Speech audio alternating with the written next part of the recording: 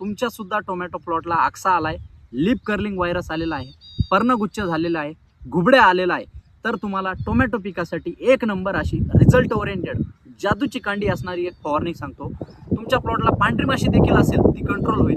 झाडाचा जो काही शेंडा असेल रस शोषक किडीनं शोषल्यामुळे तो पिवळा पडले असेल ते सुद्धा चांगल्या पद्धतीने रिकवर होईल. अशी ज्यावेळेस तुम्हाला तुमच्या प्लॉटमध्ये स्टेज दिसत असेल तर तुम्ही ह्या फवारणीचा वापर करा.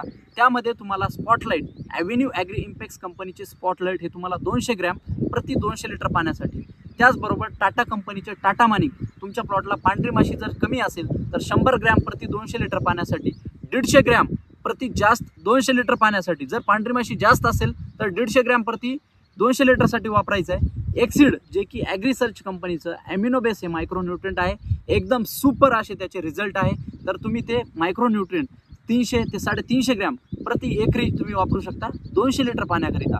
तर ही फवारणी केल्यानंतर तुमच्या जो काही झाडाचा आक्सा असेल, पर्णगुच्छ असेल, घुबड्या असेल, पिवळेपणा असेल, ह्याला नियंत्रण करण्यासाठी एकदम चांगला असा रिझल्ट येईल. तर ही फवारणी करून आपल्या टोमॅटो प्लॉटची तुम्ही सुद्धा आक्सा असेल, लीफ कर्लिंग व्हायरस असेल तो तुम्ही कंट्रोल करू शकता. ओके, धन्यवाद.